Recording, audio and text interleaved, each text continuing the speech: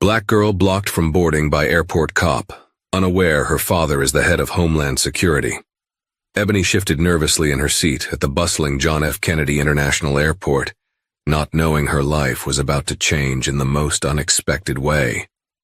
15 minutes ago, she was an excited teenager ready for a school trip. Now, she was about to face a storm of prejudice that would leave her heart pounding and her dignity on the line. Little did anyone know that Ebony's father was one of the most powerful men in the country, head of the Department of Homeland Security itself. The unsuspecting officer who stood in her path had no idea just how steep the price for his bigotry would become. Ebony Johnson clutched the boarding pass in her hand, checking the time on her smartphone every few seconds as she navigated the terminal at John F. Kennedy International Airport. She was 17, bright-eyed, and eager to take her first solo flight. It wasn't a vacation. It was a chance to prove her oratory prowess in a national debate competition happening in Los Angeles. Her mother, Monique, had encouraged Ebony to attend despite the father's busy schedule. Monique believed Ebony needed independence, a space to shine on her own, and Ebony believed it too, at least most of the time. The hustle and bustle of the terminal washed over her, announcements echoing from the loudspeakers, travelers of every stripe rushing to gates, the shuffle of rolling suitcases and the smell of freshly brewed coffee from the kiosk near security. Ebony had traveled before, but never without her parents or a school chaperone. This time, she was embarking on a new chapter in her young life. Part of her was both exhilarated and nervous. She wanted to make her family proud, especially her father, Michael Davies, though nobody beyond close friends and family knew she was his daughter.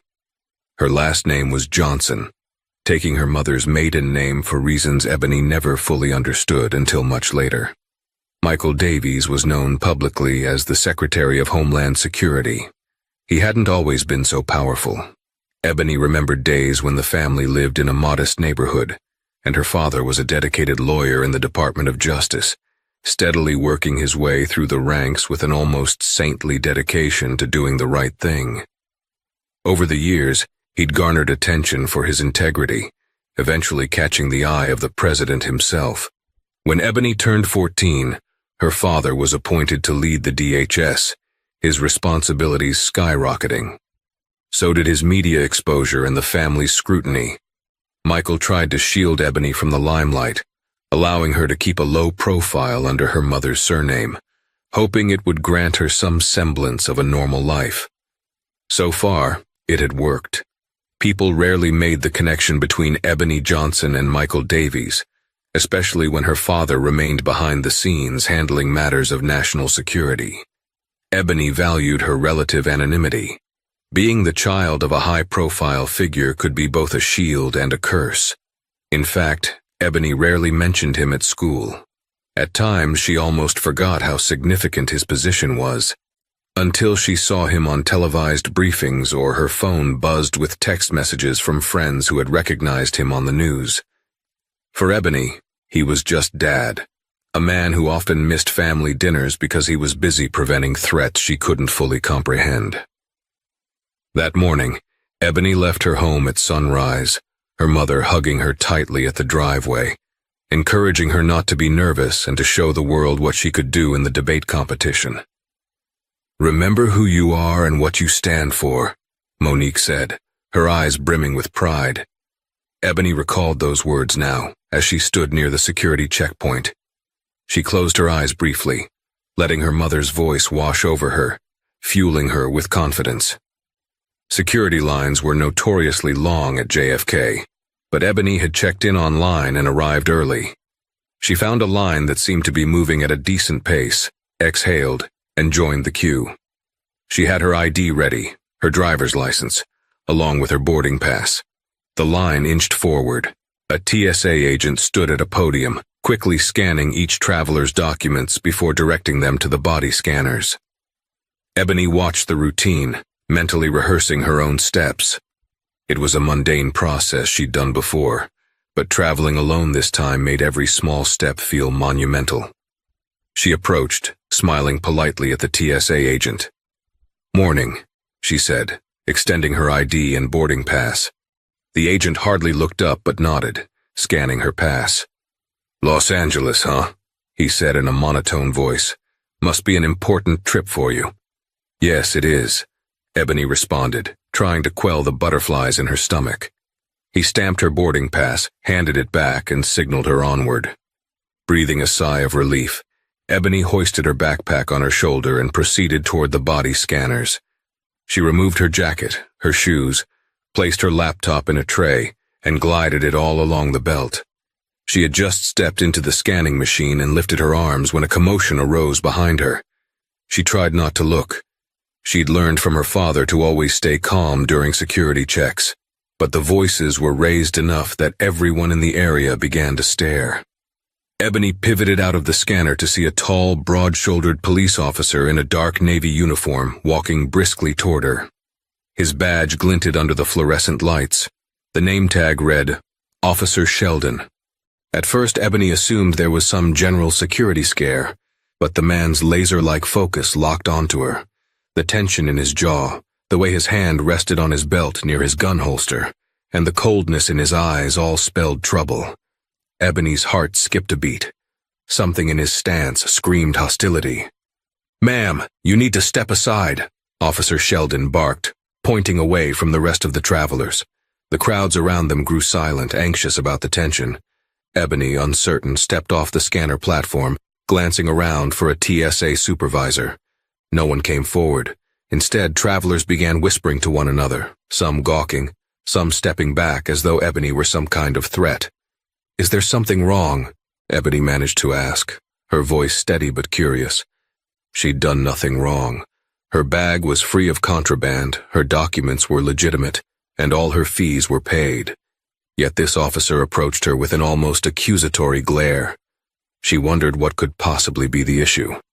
Officer Sheldon hesitated a moment, as if surprised by her composure. "Don't question me," he snapped. "Just step aside." Her cheeks burned, but Ebony complied. He directed her to a roped-off area near the security lanes, well away from other passengers. She could feel eyes on her, some sympathetic, some judging. An older woman in line gave Ebony a concerned glance, mouthing, "Are you okay?" Ebony nodded weakly, though inside fear and confusion waged war in her mind. "Mind telling me what this is about?" Ebony asked again, attempting to maintain respect and courtesy. She recalled her father's stories about how crucial it was to remain calm in situations involving law enforcement. The worst thing to do would be to escalate. Officer Sheldon pulled out Ebony's license and boarding pass, flipping them in his hands, scanning them as if they were forgeries. Then he looked up at her face with a harsh expression. "Where'd you get this license?" he demanded. Ebony frowned. "I got it at the DMV in Brooklyn. It's my real driver's license." He shook his head. "Don't play games with me. How old are you anyway?" "I'm 17. "And you're traveling alone?" he asked, arching a brow. "Yes," she answered, bristling a bit. She steadied herself. She had every right to travel alone. Plenty of teens her age did so for sports meets, academic competitions, or even to visit relatives. Officer Sheldon's lip curled. "I don't buy it." Ebony tried to breathe through her frustration. "Then what exactly are you accusing me of?" She was proud that her voice didn't shake, though a knot tightened in her stomach. He glowered at her, leaning forward. "Under suspicion of traveling with falsified documents. I've seen plenty of cases like this before. Young kids trying to skip town, sometimes they're drug mules, sometimes they're runaways. Something doesn't add up, and I'm not letting you board until I figure out what you're up to." Ebony's heart pounded. She wasn't sure if it was the humiliating suggestion that she was a criminal, or the blatant prejudice in his tone that stung more. She forced herself to remain calm, scanning the area for a sympathetic face. TSA agents seemed reluctant to intervene, and no one else stepped forward. "Check my ID in the system," Ebony insisted. "Scan the barcode on my boarding pass. You'll see it's all valid." He smirked, as though entertained by her insistence. "That's exactly what I intend to do. Meanwhile, you stand right here and don't make any sudden moves." He then turned to one of the TSA agents and gestured that they call for some sort of verification. Humiliation. That was the feeling scorching Ebony from the inside out. She had never been treated like a criminal in her life. Yes, her father's position had shielded her from certain hardships, but Ebony also came from a close-knit community where people helped each other, not harassed them. Now, glancing around at the sea of pale or worried faces, Ebony felt singled out in the worst possible way. Her mind screamed, "Is this happening because I'm black? Because I look younger than I am? Because some officer just decided to pick on me?" The minutes stretched into an eternity. Officer Sheldon left Ebony behind the ropes as he stepped over to a small kiosk near the checkpoint, apparently talking to another agent about verifying Ebony's documents. Ebony could see them glaring her way from time to time. Meanwhile, Ebony's items were still stuck in the bin next to the scanner. Her laptop, her shoes, her jacket. She longed to pick them up, but she was afraid making any movement might cause Officer Sheldon to escalate the situation. One or two people in line offered Ebony encouraging nods, but most just kept their distance, unwilling to get involved or possibly delay their own flights. Ebony fought tears. She wasn't one to cry in public, but the feeling of powerless shame weighed on her. She stared at the digital clock overhead. She still had time before boarding, but if Officer Sheldon delayed her long enough, she might miss the flight. Missing the flight meant missing the debate competition, losing her chance to represent her school, and it would feel like letting her mother down. Remembering her mother helped Ebony cling to her dignity. She squared her shoulders, lifted her chin, and decided that no matter how this officer treated her, she would remain polite and strong. She forced herself to remain calm, to plan her words carefully. She even decided she would be respectful to the end, hoping the situation would de-escalate. Officer Sheldon returned, his steps heavy on the tile. He held Ebony's ID in one hand, her boarding pass in the other. A second officer, shorter and older, followed behind him. This second officer looked more measured, as though he were trying to read the situation. "Name's Ebony Johnson, huh?" Sheldon said, tapping the license with his finger, ignoring Ebony's attempt at eye contact. Ebony nodded. The older officer spoke up, his voice quieter. "We ran the documents. They appear legitimate." Sheldon's eyes flicked to his colleague, then back to Ebony. "No, something's off. I can feel it." Ebony inhaled shakily, trying to remain composed. "Sir, I really need to go. I have a plane to catch, and I've done nothing wrong. You can verify everything about me." Sheldon's gaze hardened. "Oh, I'm verifying, all right. I don't like that you're traveling alone. I don't like your attitude. And I'm sure if we dig deep enough, we'll find a reason to detain you." A cold shock ran through Ebony's spine. Detain her for what? Her throat went dry. This was beyond a simple misunderstanding. This was intimidation. The older officer, whose badge read Officer Ramirez, cleared his throat. "Sheldon, maybe we should—" But Sheldon cut him off. "I'll handle this." He turned fully toward Ebony, arms folded. "Who's meeting you in Los Angeles? Where are you staying?" He peppered her with questions quickly, aggressively, barely giving her time to breathe. Ebony explained about the debate competition, gave him the name of the convention center, the hotel where the participants were staying, and the phone number of her debate coach. Still, he didn't budge from his stance, as though Ebony's every word was a lie. Finally, Ebony found her voice trembling. "Can I call my father? He can verify who I am." He laughed dismissively. "Oh, you want your daddy, huh? You know how many suspects say that? Call my father, he's a big shot. He'll clear this all up." Sheldon looked back at Ramirez and snorted. "Please, I'm not wasting time on that." Ebony swallowed the humiliation. She did not want to play the father card. She never wanted to wave around his powerful position. She simply wanted to be treated with fairness and respect. But she realized she was quickly running out of options, time, and patience. She pulled out her phone, hands shaking, and found her father's contact. Her father had no idea Ebony was going through this. In fact, last she'd checked, he was in Washington, D.C. Ebony couldn't imagine how this phone call might disrupt whatever high-level meeting he was in. Before she could place the call, Sheldon snatched the phone from her. "No phones, hands behind your back," he ordered, tone vicious. A muffled gasp escaped Ebony's lips. "What are you doing?" she cried, terrified and outraged. This was insane. "You heard me," Sheldon barked. "You're coming with us for further questioning." He motioned to Ramirez to grab Ebony's backpack. Then, in a humiliating moment Ebony would never forget, Officer Sheldon forced her hands behind her. She felt the cold metal of handcuffs snapping around her wrists. An outcry rose from a few onlookers. "This is crazy," one man shouted. Another said, "She's just a kid." But no one stepped forward to help. Ebony's eyes stung with tears she refused to let fall. "What's going on?" Ebony repeated, her voice rising. "I'm not a criminal. This is racism. This is harassment." The words tumbled out uncontrollably, the truth of them glaring and undeniable. Sheldon's expression twisted in anger, as though Ebony's protest confirmed whatever bias he held. He grabbed her by the arm. "Keep it down," he hissed. Officer Ramirez hesitated, looking increasingly uncomfortable. He seemed torn between following orders and knowing something was wrong. But Sheldon's authority and intimidation loomed large. Ebony, powerless, found herself escorted away, pushed through doors that led to a more private section of the airport's security offices. Her heart hammered. Tears threatened to spill. But she told herself she had to hold on, had to keep her composure. This was not the end of the story. She had a father who would never let this injustice slide.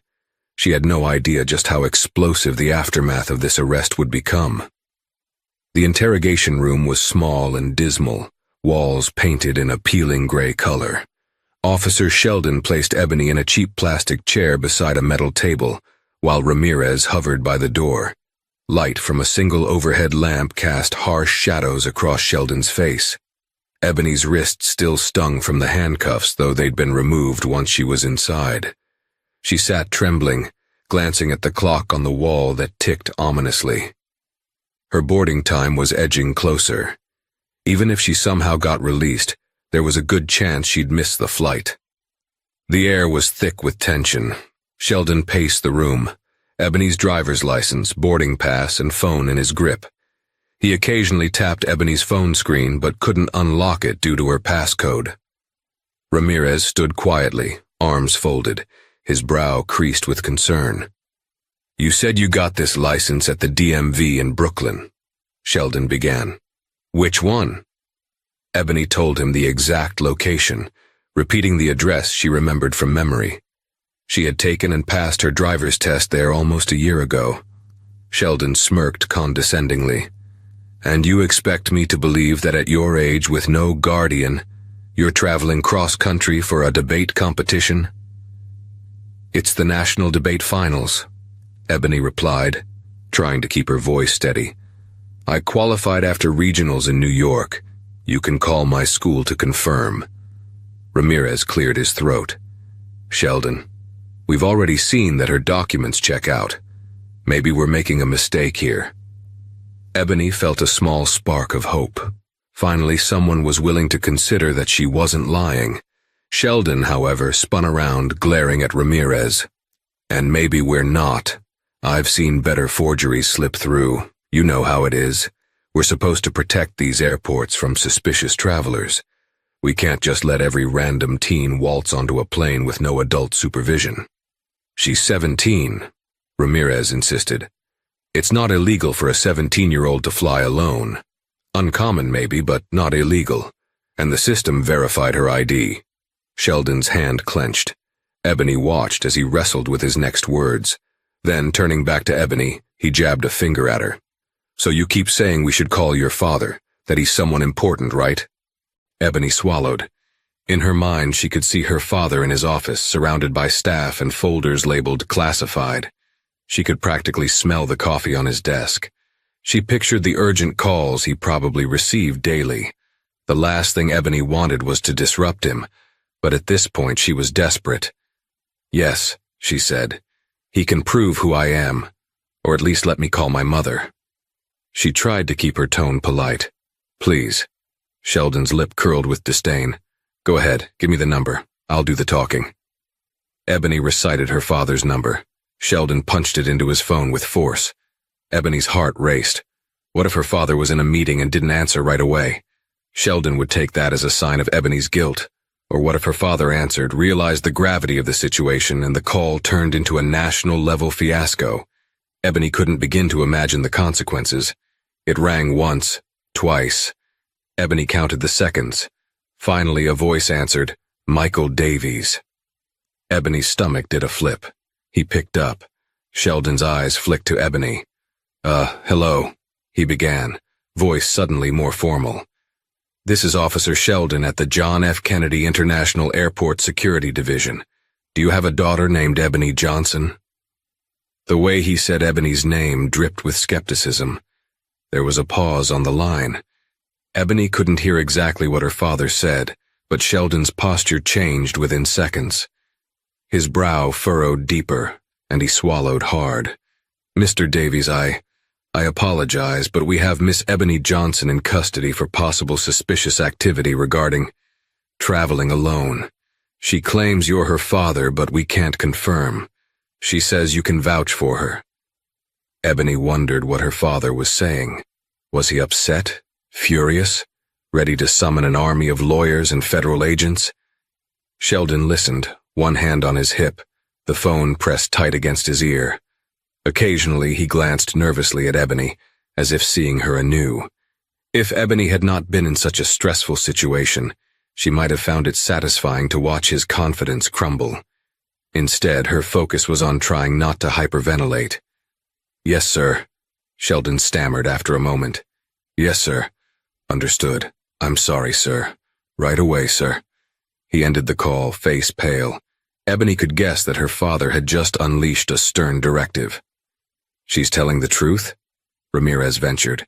Sheldon nodded stiffly. "Apparently she is." He turned to Ebony, who sat upright, her palms sweating. A wave of vindication swept through her, mingled with the sting of the entire ordeal. "Mr. Davies wants you released," Sheldon said, swallowing. "Immediately. And we're to escort you to your gate so you don't miss your flight." Ebony breathed out, relief cascading over her. But her anger simmered just beneath the surface. She'd been humiliated, cuffed, and nearly lost her chance to catch her flight. And for what? "Why did you treat me like that?" Ebony's voice trembled, rage and hurt mixing. "I did nothing wrong." Sheldon avoided her gaze. His posture slumped slightly, the bravado gone. "I'm just doing my job." "That's not an excuse," Ebony fired back, her voice cracking. She felt tears threaten. She hated crying in front of her oppressor, but she couldn't help it. The frustration, the fear, and the sheer injustice of it were overwhelming. "You singled me out because I'm black, or because you assumed I was a runaway or a criminal. You didn't even give me a chance." Ramirez placed a gentle hand on Ebony's shoulder. "I'm sorry," he said softly. He didn't say more, likely fearful of crossing his colleague, but the remorse in his eyes was real. Officer Sheldon exhaled. "Look, you'll make your flight," he said gruffly, as though Ebony should be grateful. "We'll do as Mr. Davies said." Ebony glared at him, resisting the urge to lash out in a more dramatic fashion. She recalled her father's words of caution. "Don't let anger make you lose your dignity." So she simply nodded and stood up, retrieving her belongings from Ramirez, who handed over her backpack, Idaho, and boarding pass. Sheldon held out her phone awkwardly. When Ebony took it back, he muttered, I'm sorry for the inconvenience." Inconvenience. Ebony almost laughed. That word was too small, too trivial for what had just happened. Still, Ebony said nothing. She just grabbed her things, took a moment to steady herself, and let them lead her out of the interrogation room and back into the fluorescent chaos of JFK's security area. People were still milling about, scanning their IDs, removing shoes, preparing for flights. For Ebony, the sense of normalcy felt jarring. Had it only been half an hour ago that she was in this line, minding her own business, excited for a new adventure? She spotted the bin with her items, still near the conveyor belt. Sheldon gestured for Ebony to walk ahead, ensuring she grabbed her belongings. Ramirez guided her gently, telling her which lane to re-enter so she could pass through the scanner again, this time without interruption. As they walked, Ebony kept her head high, though inside she seethed with embarrassment. Sheldon's presence behind her was unnerving. but Ebony reminded herself that his behavior would have consequences. Her father would not let this go. She could practically see the phone calls that would be made, the official complaints that would be filed, the swirl of controversy that might descend upon the airport's police force. Ebony wondered if the story would find its way into the media. Teen harassed at JFK, revealed to be Homeland Security Secretary's daughter. She almost dreaded that possibility. She had no desire for viral fame. But at the same time, the world needed to know about the injustices that happen every day to people who lack Ebony's connections or father's power. Soon, Ebony made it through the scanner and was free to move on toward her gate. Ramirez spoke to her quietly. "Miss, your flight leaves from gate B32. Follow me. We'll get you there." Sheldon lagged behind, silent, a glower still etched on his face. They walked in tense silence through corridors lined with shops selling souvenirs and overpriced snacks. Ebony's pulse slowly returned to normal, though she felt a swirl of exhaustion. She couldn't wait to get on the plane and just breathe. The gate area was crowded. Passengers clustered around seats, waiting for the boarding announcement. A large digital display read, "Los Angeles, LAX, Flight 287 on time." Relief flooded Ebony. At least the flight was still boarding. She looked at the posted time and realized she had barely 5 minutes to spare. If Sheldon had delayed her any longer, she would have missed it altogether. Officer Ramirez stepped forward and spoke quietly to the gate attendant, who raised her eyebrows at Ebony, then nodded. Ramirez turned back to Ebony. "They'll let you board now, Miss Johnson. I'm sorry about everything that happened." Ebony nodded, noticing Sheldon standing off to the side, his jaw tight. For a second, Ebony locked eyes with him. She almost felt pity for him, knowing the storm that would soon rain down. But then she remembered the handcuffs, the sneer in his voice, the absolute disregard for her rights. No, she had no pity to spare. She turned away without a word. The gate attendant scanned Ebony's boarding pass with a sympathetic smile. Ebony walked down the jet bridge, trembling from the weight of what had just occurred, but also feeling a quiet sense of triumph. She'd survived.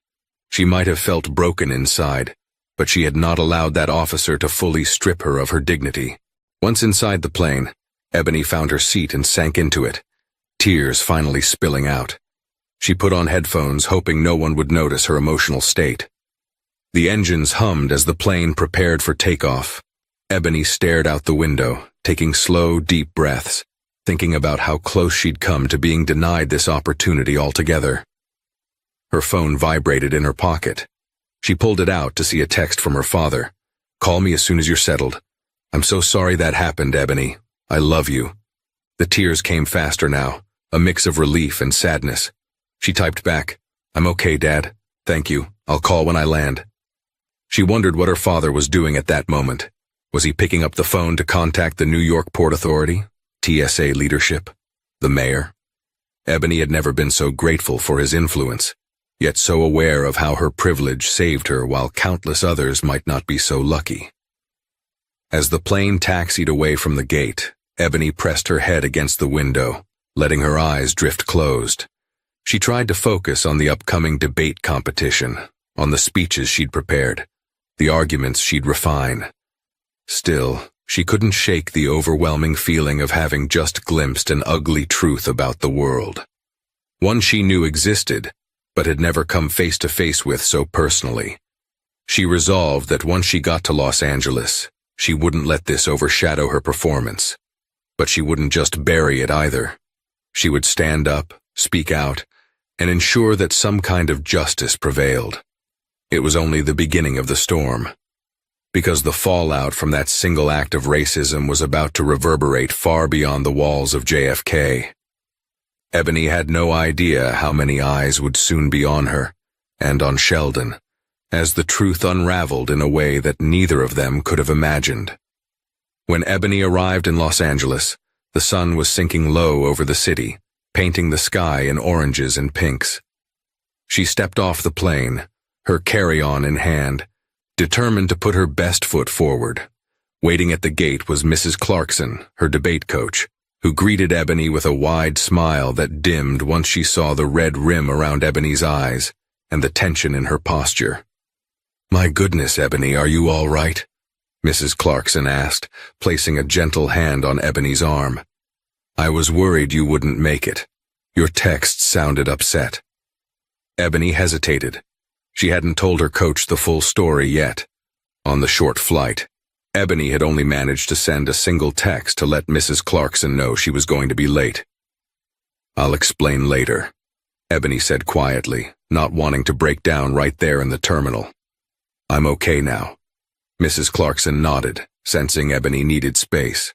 "We're just glad you made it. Let's head over to baggage claim, then get you settled into the hotel. Tomorrow you can rest and prep for the competition." Ebony managed a nod, though her mind churned with thoughts about the day's events. As they walked through LAX, Ebony's phone buzzed again. She checked the screen. Another text from her father. "Just got out of a meeting. We need to talk. Are you free?" Ebony glanced at the time. It was around 5 p.m. in Los Angeles, which meant 8 p.m. in Washington, D.C. Her father was likely staying late at the office, waiting for Ebony's call. She quietly excused herself from Mrs. Clarkson after they retrieved her suitcase, stepping aside near a pillar in the bustling baggage claim area. She dialed her father. He picked up immediately. "Ebony," he said, relief and urgency mingling in his voice. "Thank God you're safe." "I'm fine," Ebony replied, trying to sound composed.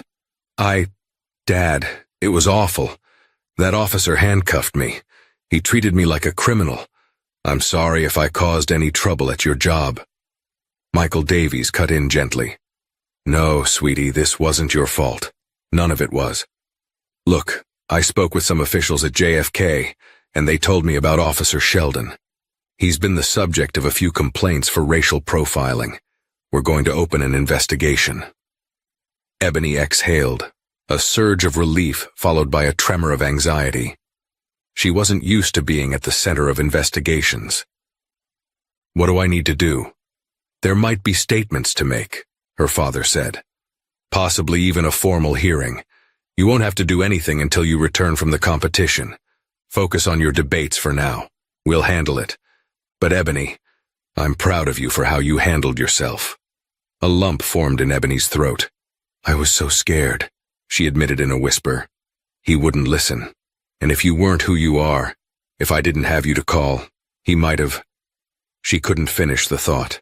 The reality stung like salt in a wound. Her father's voice gentled. "I know, baby. I'm sorry. That shouldn't happen to anyone ever. This is exactly what we need to fight against." They spoke for another few minutes, Ebony giving brief details of her ordeal, her father listening intently, occasionally murmuring, "Unbelievable." By the time they ended the call, Ebony felt a burden lifted, but she also knew that a new responsibility lay on her shoulders.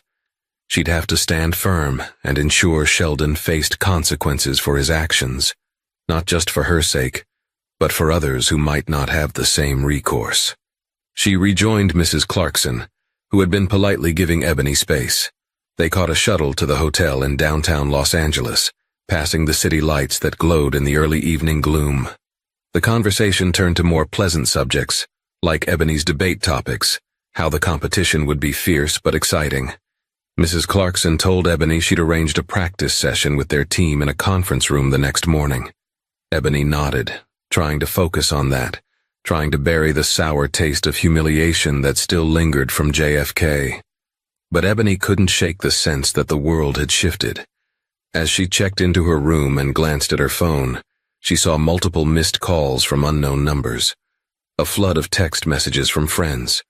Some had apparently heard about her detention from people at the airport who recognized Ebony, or perhaps from a leak. Ebony turned her phone to silent, hoping she could postpone the inevitable. She needed rest. That night, Ebony tossed and turned in the hotel bed. Sleep was fitful, haunted by flashbacks of the officer's stern face, the click of handcuffs, and her father's worried voice. When morning finally broke, Ebony felt exhausted but resolute. She rose, showered, and dressed in a neat blouse and skirt for the debate practice. If she was going to compete, she would do it with every ounce of passion she possessed. She would do it for herself, and for all those who faced injustice without the means to fight back. The next few days flew by in a flurry of speeches, cross-examinations, and intense preparation. Ebony threw herself into the competition, channeling her fury and frustration into her arguments. The topic she'd been assigned was about civil liberties versus national security. Quite ironic, given her father's role at DHS. She used her personal insight to craft a speech that left the room buzzing with excitement. Her father's position was never mentioned. Ebony debated on principle, her convictions burning bright. At the end of the final round, Ebony emerged victorious in her category, bringing home the first-place trophy. Elation washed over her, albeit tempered by the memory of JFK. For a fleeting moment, Ebony felt as if she'd conquered her doubts, proven her worth, and reclaimed her dignity. Mrs. Clarkson and the rest of the debate team celebrated with a dinner at a local pizza place. Ebony's phone buzzed with more congratulatory messages from friends who'd seen the updated scoreboard. Everyone was proud. Ebony allowed herself to smile, but even in that moment of triumph, Ebony knew she couldn't escape the real world entirely. Her father called to congratulate her, his voice brimming with pride.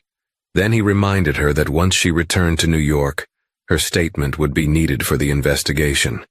The airport police and the TSA had launched a formal inquiry into Officer Sheldon's conduct. Several other individuals had stepped forward with similar stories of harassment. Ebony was both relieved and anxious to face it all.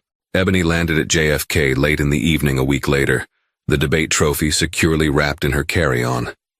This time her mother, Monique, waited at the gate with open arms. Ebony collapsed into her embrace, feeling safe and loved in a way that only home could provide. Monique didn't pepper Ebony with questions right away. She simply cradled her daughter's face and said, "I'm so proud of you. We'll get through this." In the car, Ebony filled her mother in on the competition, her victory, the adrenaline rush, and the overshadowing tension of what would come next. Monique listened, nodding sympathetically, her hands gripped tight on the steering wheel. Ebony noticed lines of worry etched into her mother's face, a sign that Monique had been grappling with the airport fiasco in her own way. "He's going to regret it," Monique said softly, referring to Officer Sheldon. "Not because of your father's position alone, but because what he did was morally and legally wrong. They have evidence, video footage, audio recordings. You're not the only one he's harassed." Ebony released a breath she hadn't realized she'd been holding. "I'm glad I'm not alone," she whispered, though it pained her to think how many times Sheldon had done this to others. How many travelers, especially people of color, had faced that same humiliation. They arrived home to find Ebony's father waiting in the living room. Michael Davies rose from the couch, arms outstretched. Ebony set her trophy down and ran to him, burying her face in his chest. He smelled of coffee and a faint trace of cologne, familiar, comforting. After a long hug, he guided Ebony to the sofa where they sat side by side. Monique perched on a chair across from them. "I have to fly back to D.C. tomorrow for an important meeting," Michael said. "But I wanted to see you before I go. There's an official complaint filed, Ebony. They'll want your statement by the end of the week." Ebony nodded. "I'll do it. I'll tell them everything that happened. I'll have a legal advisor present with you," he assured. "You have the right to representation. And Ebony, we're not going to let them twist this around. The evidence is on your side." The idea of recounting every humiliating detail in a formal setting made Ebony's stomach churn, but she knew it was necessary. She squared her shoulders. "I'm ready." Monique took Ebony's hand, giving it a reassuring squeeze. "We're both proud of your courage," she said. Then a small smile appeared. "And you won first place. I can't believe you had the mental fortitude to debate so brilliantly after everything you went through." Ebony felt warmth flood her chest. It was intense, but I wanted to prove that I wouldn't be broken by that experience. Michael Davies eyed his daughter with a mixture of pride and sadness. "I wish I could spare you from all this. You're only 17, But you handled yourself better than most adults would, Ebony. She gave a small shrug. You taught me well. A fleeting silence settled among them, filled with unspoken gratitude and lingering tension. They were together, safe in their home, but the outside world loomed. In just a few days, Ebony would have to step into the lion's den again, this time on her terms. The following Thursday, Ebony found herself in a polished conference room at the Port Authority's headquarters in Manhattan. She wore a sharp black blazer and slacks, her hair neatly tied back, trying to project calm confidence. Her mother waited outside in a lobby, while Ebony sat with a legal representative named Miss Price, a poised woman with keen eyes and a no-nonsense demeanor. Across the table were 3 officials, 2 from the Airport Police Oversight Committee, and 1 from a civil rights division that Ebony's father had recommended. A camera was set up in the corner to record the proceedings. Miss Price leaned close to Ebony and whispered, "Just tell the truth. Don't worry about being nervous or emotional. The more genuine you are, the more credible you'll be." Ebony nodded, her pulse quickening. She inhaled deeply as one of the officials, a man with salt and pepper hair, spoke. "Thank you for coming, Miss Johnson. We just want your account of what happened on the morning of your flight to Los Angeles." And so Ebony began. She spoke slowly at first, recounting her arrival at the security checkpoint, the routine checks, and how Officer Sheldon suddenly singled her out. She described the humiliating interrogation, the handcuffs, and her own fear. Her voice wavered a couple of times, but she never faltered. Miss Price occasionally placed a comforting hand on Ebony's arm, reminding her that she was doing fine. As Ebony spoke, she saw a range of emotions flicker across the officials' faces. Shock, disapproval, anger, sadness. When she got to the part where she tried to call her father and Sheldon snatched her phone, Ebony felt the anger rising in her gut again, remembered how powerless she had felt. She let that emotion come through, not to dramatize, but to convey how deeply it had impacted her. At the end of her statement, the salt-and-pepper-haired official nodded gravely. "Thank you, Miss Johnson. We know this wasn't easy to relive, but your account is invaluable." One of the other committee members, a woman in a crisp navy suit, leaned forward. "Is there anything else you'd like to add? Something you think is important for us to know?" Ebony hesitated. She'd covered all the facts. But then she remembered the bigger picture, what her mother and father had stressed. She cleared her throat. "Just that, if I weren't the daughter of someone powerful, this might have ended very differently," she said quietly. "And it shouldn't be that way. No one should have to rely on connections or fear to get fair treatment. Officer Sheldon should be held accountable, not just for what he did to me, but for what he's done to others who couldn't fight back." Silence followed her words, and Ebony felt the weight of them lingering in the air. Finally, the woman in the navy suit nodded, clearly moved. "Thank you, Miss Johnson. We take this very seriously." Ebony glanced at Miss Price, who smiled approvingly. With that, the questioning concluded. Ebony felt equal parts drained and liberated, drained from revisiting her trauma, yet liberated by finally speaking up in a setting designed to bring justice. Miss Price escorted Ebony out into the lobby where Monique waited. Her mother immediately enveloped her in a hug. "I'm proud of you. How do you feel?" "Like I just ran a marathon," Ebony murmured. "I'm ready to go home."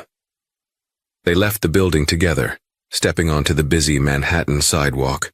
Reporters and cameramen lurked outside, apparently having caught wind of Ebony's statement. The moment she emerged, flashes went off, and Ebony tensed. She hadn't expected so much attention. Miss Price shielded Ebony, guiding her through the throng. Voices shouted questions. "Ebony, how do you feel about the investigation? Is your father leveraging his position for revenge? Are you going to sue the NY Port Authority?"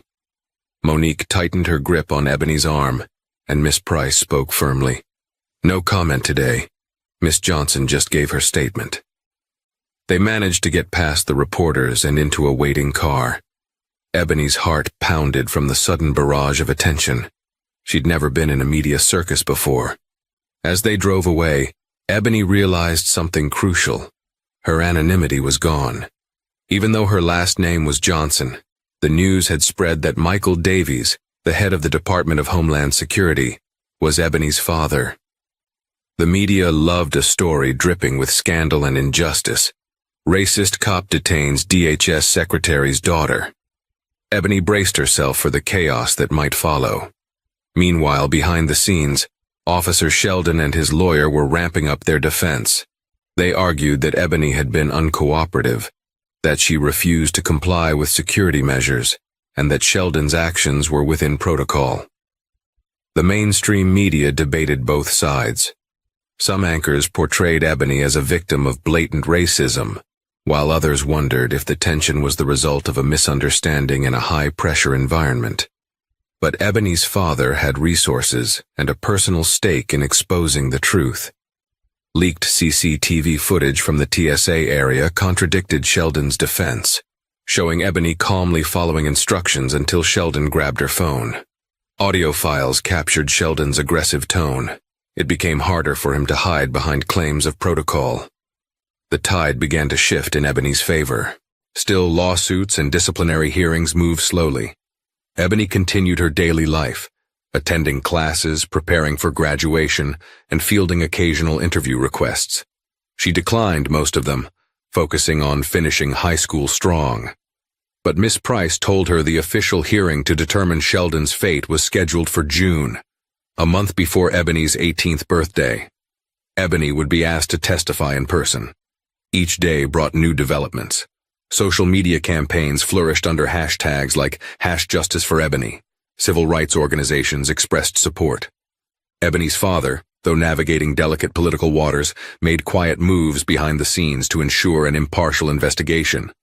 Officer Sheldon remained defiant, occasionally giving statements to the press where he insisted he was the real victim. A dedicated officer, scapegoated by a powerful political family. Ebony's blood boiled whenever she saw him on TV. However, she tried to remain above the fray, trusting the evidence to speak for itself. Graduation day arrived, a moment Ebony had dreamed of for years. She put on her cap and gown, proud that despite the turbulence of recent months, she was closing this chapter of her life on a high note. The school gym was packed with excited students, beaming parents, and fluttering cameras. Ebony scanned the crowd, spotting her mother, father, and a few extended relatives who came to celebrate. Michael Davies had managed to get a day off from his punishing schedule. The warmth in her chest blossomed at the sight of him, clapping proudly in the audience. As Ebony walked across the stage to receive her diploma, she could feel the eyes of the community on her. She was no longer just Ebony Johnson, the bright debate champion. She'd become a symbol of resilience in the fight against racial profiling. But in that moment, under the bright lights, Ebony felt like a normal graduate, grateful, a bit scared of the future, but ready for it. After the ceremony, Ebony found her parents on the lawn outside the gym. They surrounded her with hugs and laughter.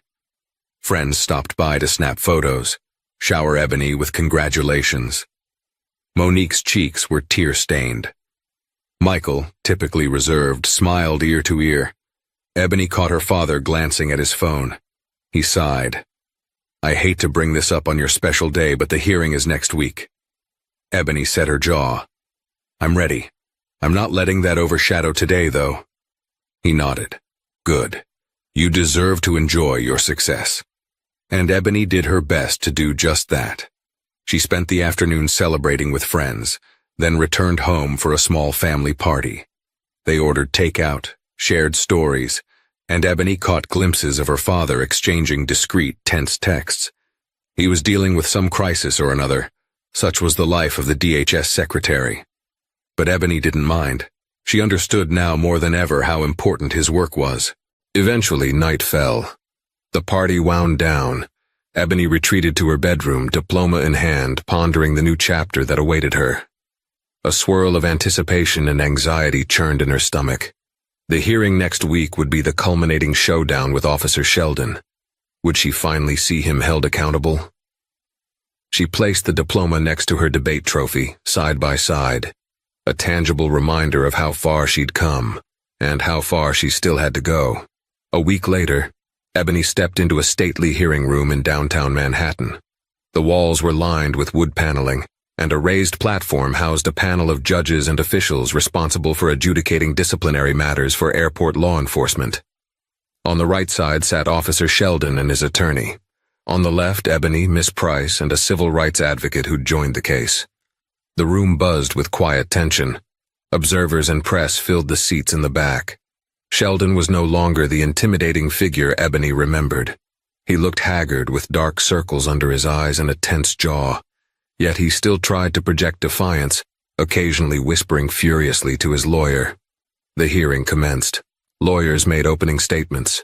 Miss Price laid out Ebony's case, supported by CCTV footage and testimonies from others who alleged similar abuse. Sheldon's lawyer accused Ebony of dramatizing the incident and insisted any racism allegations were baseless. Then came witness testimonies. Ebony took the stand, recounting her story with composure and clarity. Footage played on a screen, showing Ebony's calm demeanor, Officer Sheldon's aggressive approach, and the moment he handcuffed her. The hearing room fell silent as the reality played out in pixelated detail. One by one, other witnesses testified about Sheldon's conduct. Maria Gomez described her husband's ordeal, Kofi recounted his run-in, and several more stood bravely to share their experiences. With each testimony, Sheldon's armor cracked further. His lawyer objected repeatedly, claiming irrelevance, but the panel overruled him, stating these testimonies established a pattern. Finally, Sheldon took the stand, his tone shifting between defensive and resentful. He insisted he'd only been doing his job, that Ebony's father had singled him out because of personal vendettas. Miss Price calmly cross-examined him, pointing out inconsistencies in his statements compared to the footage. When pressed about why Ebony was singled out, Sheldon stuttered, unable to provide a coherent explanation. His gaze flicked to Ebony with barely concealed contempt, but Ebony met his gaze calmly, refusing to be intimidated. After hours of proceedings, the panel announced they would deliberate and deliver a verdict the following day. Ebony and Miss Price left the courthouse, followed by a swarm of reporters. Camera lights flashed, microphones thrust forward. Miss Price simply stated, "We trust the evidence speaks for itself. We'll await the panel's decision." Ebony headed home, spent. Her mother made comfort food for dinner, while Ebony's father dialed in from D.C. with words of encouragement. That night, Ebony slept fitfully, dreams haunted by the hearing room and the memory of Sheldon's glower. She awoke in the morning with a headache, but also an odd sense of anticipation. At noon, Ebony, Miss Price, and others reconvened in the hearing room. A hush fell as the panel returned. The lead official cleared his throat and spoke. After reviewing the evidence, including witness testimonies, CCTV footage, and Officer Sheldon's record, we conclude that Officer Sheldon engaged in behavior contrary to the department's code of conduct, involving racial profiling, unnecessary use of force, and violation of standard protocol. Effective immediately, Officer Sheldon will be terminated from his position. Furthermore, criminal charges may be pursued by the district attorney, depending on further investigation. This panel also recommends that compensation be provided to Miss Johnson and any other victims of Officer Sheldon's actions through the appropriate civil channels. A murmur spread through the room. Gasps of relief, subdued cheers, disbelief. Ebony felt tears prick her eyes. It was justice, not just for her, but for everyone who had suffered under Sheldon's harassment. She looked at him, expecting a final burst of anger, but he sat slumped, as if the wind had been knocked out of him. He stared blankly at the table. Miss Price placed a hand on Ebony's shoulder. "You did it," she whispered. "It's over." Reporters rushed forward as Ebony and the other witnesses exited. Outside, Ebony gave a brief statement. "I'm grateful for this outcome. I hope it sends a message that no one, no matter their race or age, deserves to be treated like a criminal without cause. I also want to thank everyone who came forward and shared their stories." She didn't mention her father. She didn't have to. Everyone knew his role by now, but Ebony wanted the focus to be on the injustice that was corrected, not just on her parents' influence. Sheltered by Miss Price, Ebony slipped through the crowd, a sense of closure washing over her. Officer Sheldon didn't vanish from the headlines after that. In the following weeks, the district attorney indeed brought charges against him for misconduct and harassment. More victims emerged, adding strength to the case. Interviews with Sheldon's old colleagues revealed he'd had multiple complaints that were swept under the rug.